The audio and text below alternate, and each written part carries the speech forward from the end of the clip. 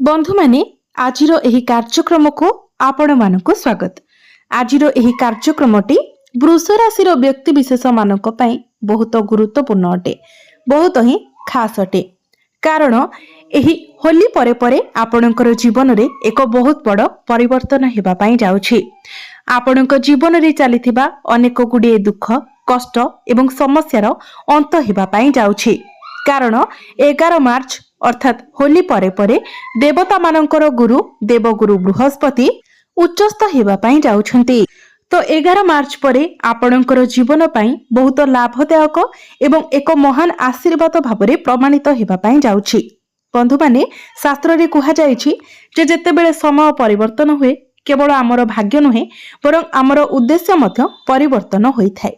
बंधु माने आपण माने जानि रखिबा उचित जे शनि आमको धैर्य सिखांती, राहु आमको सत्य कौन ताहा जणाई थांती, बृहस्पति आमर पथ प्रदर्शन करि थांती एवं सूर्य आमको समाज रे एक परिचय प्रदान करि थांती। तो एपरि एक ग्रह हेउछंती देवता मानकर गुरु देवगुरु बृहस्पति, जे कि आमको सर्वदा सठिक पथ देखांती। से आमको सठिक रास्ता रे नै जांती।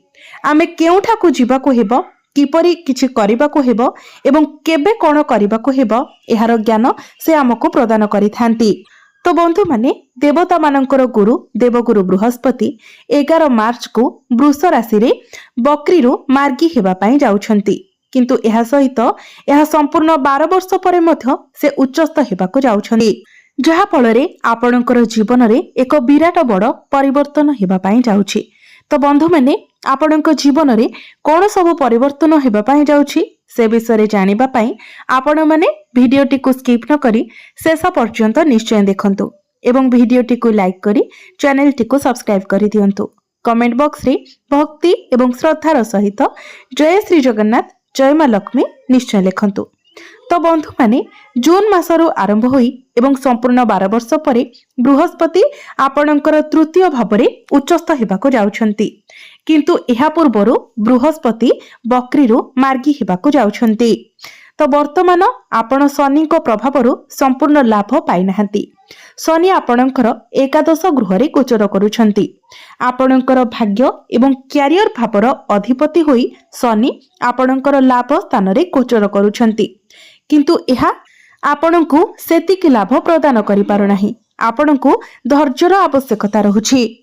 बंधु माने जून मासरे बृहस्पति जेतेबेले आपणकर तृतीय भाव को आसी जिवे एवं बृहस्पतिंकर नवम दृष्टि शनि को ऊपर पड़िबो, तो सेतेबेले आपण देखिबे जे आपणकर अटकी रहितबा कार्य गुड़िक आगको बढ़िबो।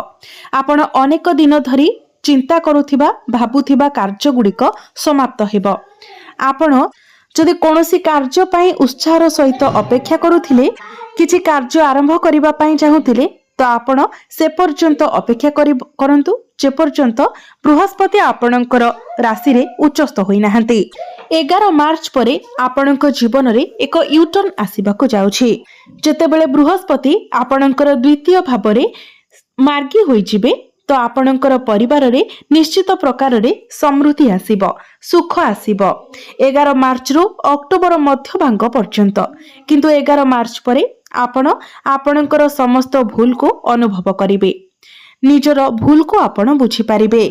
बृहस्पति आपणकु उच्चता आड़को गति कराइबे, उन्नतिर पथरे आपणकु अग्रसर कराइबे एवं जून मासरे जेतेबेले मार्गी होई गुरु आपणकर तृतीय भावरे उच्चस्थ हेबे दीर्घ 12 वर्ष परे, तो आपण जे कोनोसी ऑनलाइन काम करूछंती तो सेठारे आपण उन्नति देखिबाको पाइबे। जदि आपण मार्केटिंग रो काम करूछंती, डिजिटल मार्केटिंग रो काम करूछंती, तो एई सब क्षेत्र रे मध्य आपणकु सफलता देखिबाको मिलिबो। बंधु माने तृतीय भावटी होइथाय ऑनलाइन भाव, हमर परिवेशर भाव, हमर शक्तिर भाव, हमर साहस एवं पराक्रमर भाव। तो देवगुरु बृहस्पति एठारे आपण जो रास्ता रे चालुछंती आपणकर लक्ष्य रे परिपक्वता आनिबे। कारण जेतेबेले गुरु तृतीय भावरे उच्चस्थ होई जिवे, तो आपण विश्वास करि परिबे जे जणे व्यक्ति केबे भूल पथ नै पारिबो नाही। जदि आपण कोनोसी भूल रास्ता रे जाउथिले, आपणकर उन्नति पथरे किछि बाधा विघ्न आसुथिला, तो से सब दूर होई जिवो। आपण निजको संपूर्ण भावरे परिवर्तन करिबाको चेष्टा करिवे। ଆପଣଙ୍କର ବ୍ୟକ୍ତିତ୍ୱରେ ଏକ ଗୁରୁତ୍ୱପୂର୍ଣ୍ଣ ପରିବର୍ତ୍ତନ ଆସିବ। ତ ବୃହସ୍ପତି ଆପଣଙ୍କର ତୃତୀୟ ଭାବରେ ରହି ଆପଣଙ୍କର ସପ୍ତମ ଭାବ, ଆପଣଙ୍କର ନବମ ଭାବ ଏବଂ ଏକାଦଶ ଭାବକୁ ଦେଖିବେ। ତ ଏକାଦଶ ଭାବରେ ଯେହେତୁ ଶନି ଗୋଚର କରୁଛନ୍ତି, ତ ଶନିଙ୍କ ଉପରେ ଗୁରୁଙ୍କର ଦୃଷ୍ଟି ପଡ଼ିବ। ତେବେ ଯେତେବେଳେ ଗୁରୁଙ୍କର ଦୃଷ୍ଟି ଆପଣଙ୍କର ସପ୍ତମ ଭାବ ଉପରେ ରହିବ, ତ ସପ୍ତମ ଭାବଟି ହୋଇଥାଏ ଆପଣଙ୍କର ବୈବାହିକ ଜୀବନର ଭାବ, ଆପଣଙ୍କ ଜୀବନ ସାଥୀର ଭାବ ଏବଂ ଆପଣଙ୍କର ଡେଲି ଇନକମ୍ ଏବଂ ବିଜନେସର ଭାବ। ତ ଯେମିତି ହିଁ ଗୁରୁଙ୍କର ଦୃଷ୍ଟି ଆପଣଙ୍କର ସପ୍ତମ ଭାବ ଉପରେ ପଡ଼ିବ, ତ ଆପଣ ଏହାପରେ କିଛି ବିଜନେସ୍ ଷ୍ଟାର୍ଟ କରିବା ପାଇଁ ଚିନ୍ତା କରିପାରନ୍ତି, କିମ୍ବା ଯଦି ଆପଣ ପାର୍ଟନରସିପ୍ରେ କିଛି ବିଜନେସ୍ କରିବାକୁ ଚାହୁଁଥିଲେ ତ ସେଥିରେ ଆପଣ ଆଗକୁ ବଢ଼ିବେ। ଆପଣଙ୍କର ଡେଲି ଇନକମ୍ରେ ମଧ୍ୟ ଗ୍ରୋଥ ଆସିବ। ଯଦି ଆପଣଙ୍କର ବିବାହ ବୟସ ହୋଇଯାଇଥିଲେ ମଧ୍ୟ ଆପଣଙ୍କର ବିବାହ ହୋଇପାରୁନଥିଲା, ତ ଆପଣଙ୍କର ବିବାହ ଯୋଗ ମଧ୍ୟ ଖୋଲିଯିବ ଏବଂ ଆପଣଙ୍କର ବିବାହ ମଧ୍ୟ ହୋଇଯିବ। ଯଦି ଆପଣଙ୍କର ବୈବାହିକ ଜୀବନରେ କିଛି ସମସ୍ୟା ଲାଗି ରହିଥିଲା, ତ ସେସବୁ ସମସ୍ୟା ଆପଣଙ୍କର ଦୂର ହୋଇଯିବ। ଆପଣଙ୍କର ବୈବାହିକ ଜୀବନ ସୁଖମୟ ହେବ। ଗୁରୁ ହେଉଛନ୍ତି ଆଶୀର୍ବାଦର ଗ୍ରହ, ତ ଗୁରୁଙ୍କର ଆଶୀର୍ବାଦ ଆପଣଙ୍କ ଉପରେ ରହିବ। ବୃହସ୍ପତିଙ୍କର ଦୃଷ୍ଟି ଆପଣଙ୍କର ନବମ ଭାବ ଉପରେ ରହିବ, ଶନିଙ୍କ ଗୃହ ଉପରେ ରହିବ ଏବଂ ଶନିଙ୍କ ଉପରେ ମଧ୍ୟ ରହିବ। ତ ବନ୍ଧୁମାନେ, ଯଦି ଆପଣ ଅନେକ ଦିନ ଧରି ଶିକ୍ଷା ସହ ଜଡ଼ିତ କିଛି କାମ କରିବା ପାଇଁ ଚାହୁଁଥିଲେ, ଆପଣ କିଛି ଯୋଜନା କରୁଥିଲେ, ଆପଣ କିଛି ଫର୍ମ ଫିଲ୍ଅପ୍ କରିବା ପାଇଁ ଚାହୁଁଥିଲେ, ଆଡମିସନ୍ ନେବା ପାଇଁ ଚାହୁଁଥିଲେ, ତ ସେହି କ୍ଷେତ୍ରରେ ଆପଣ ଆଗକୁ ବଢ଼ିପାରିବେ ଏବଂ ଆପଣ ଆଗକୁ ବଢ଼ିବା ମଧ୍ୟ ଉଚିତ, କାରଣ ଏହି ସମୟ ଆଉ ଥରେ ଫେରିବ ନାହିଁ। ସେଥିପାଇଁ ଆପଣଙ୍କୁ ଆହୁରି 12 ବର୍ଷ ଅପେକ୍ଷା କରିବାକୁ ପଡ଼ିବ। ତେଣୁ ଆପଣ ଯଦି ଉଚ୍ଚଶିକ୍ଷା କରିବାକୁ ଚାହୁଁଛନ୍ତି କିମ୍ବା ସରକାର ସହ ଜଡ଼ିତ କିଛି କରିବାକୁ ଚାହୁଁଛନ୍ତି, ତ ଏହା ଆପଣଙ୍କ ପାଇଁ ଏକ ବହୁତ ଭଲ ସମୟସୀମା ରହିବ। ଏବଂ ଏକାଦଶ ଭାବରେ ବୃହସ୍ପତିଙ୍କର ଅର୍ଥ ହେଉଛି ଯେ ମାର୍ଚ୍ଚ 11 ତାରିଖରୁ ଯେତେବେଳେ ଗୁରୁ ସିଧାସଳଖ ମାର୍ଗୀ ହୋଇଯିବେ, ତ ଆପଣଙ୍କର ଚାକିରିରେ ପଦୋନ୍ନତି ହେବାର ମଧ୍ୟ ସମ୍ଭାବନା ରହୁଛି ଏବଂ ଆପଣ ଯେଉଁ ପଦବୀରେ ଅଛନ୍ତି ସେଠାରେ କିଛି ସକାରାତ୍ମକ ପରିବର୍ତ୍ତନ ହେବ, କିଛି ଶୁଭ ଖବର ଆପଣଙ୍କୁ ପ୍ରାପ୍ତି ହେବ। ଆପଣଙ୍କ ଜୀବନରେ କିଛି ଭଲ ଘଟିବାର ସମ୍ଭାବନା ରହୁଛି, ତାହା ତୁମର ଅଫିସ, କର୍ମକ୍ଷେତ୍ର କିମ୍ବା ପରିବାର ସହ ଜଡ଼ିତ ହୋଇପାରେ। ତେଣୁ ଏଠାରେ ଚେଷ୍ଟା କରନ୍ତୁ, ନିଶ୍ଚିତ ଭାବରେ ଆପଣଙ୍କୁ ଶୁଭ ଫଳ ପ୍ରାପ୍ତି ହେବ। ଆପଣଙ୍କର ଦଶମ ଭାବରେ ରାହୁ ଗୋଚର କରୁଛନ୍ତି, ଯାହା ଫଳରେ ଆପଣଙ୍କର ଟେକ୍ନିକାଲ ଫିଲ୍ଡରେ ଆପଣଙ୍କୁ ସଫଳତା ମିଳିବ। ଏଆଇ ରିଲେଟେଡ୍ ଯଦି ଆପଣ କିଛି କାର୍ଯ୍ୟ କରୁଛନ୍ତି, ତ ସେଥିରେ ଆପଣଙ୍କୁ ସଫଳତା ମିଳିବ। ଆପଣଙ୍କର ମାଇଣ୍ଡ ସାର୍ପ ହେବ। ଆପଣ ସର୍ଟକଟ୍ ୱେରେ କାମ କରିବା ପାଇଁ ପସନ୍ଦ କରିବେ, ସ୍ମାର୍ଟ ୱେରେ କାମ କରିବା ପାଇଁ ପସନ୍ଦ କରିବେ। ତ ଆପଣଙ୍କର କ୍ୟାରିୟରରେ ମଧ୍ୟ ବହୁତ ଭଲ ଗ୍ରୋଥ ଦେଖିବାକୁ ଆପଣଙ୍କୁ ମିଳିବ। ଆପଣ କୌଣସି ସାମାଜିକ କାର୍ଯ୍ୟରେ ଯୋଗ ଦେଇପାରନ୍ତି, ଆପଣ କିଛି ସାମାଜିକ କାର୍ଯ୍ୟ କରିପାରନ୍ତି। ଆପଣ ଏଠାରେ ନିଶ୍ଚିତ ଭାବରେ କିଛି ଭଲ କାର୍ଯ୍ୟ କରିବେ। ବନ୍ଧୁମାନେ, ନବମ ଭାବଟି ହୋଇଥାଏ ଭାଗ୍ୟର ଭାବ, ପିତାଙ୍କର ଭାବ।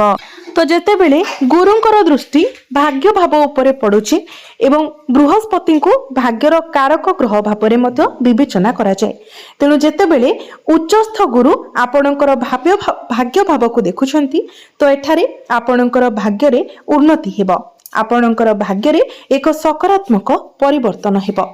ଆପଣଙ୍କ ପିତାଙ୍କ ସହିତ ମଧ୍ୟ ଆପଣଙ୍କର ସମ୍ପର୍କ ବହୁତ ଭଲ ରହିବ। ପିତାଙ୍କ ଠାରୁ ଆପଣଙ୍କୁ କିଛି ସାହାଯ୍ୟ ସହଯୋଗ ପ୍ରାପ୍ତି ହେବ।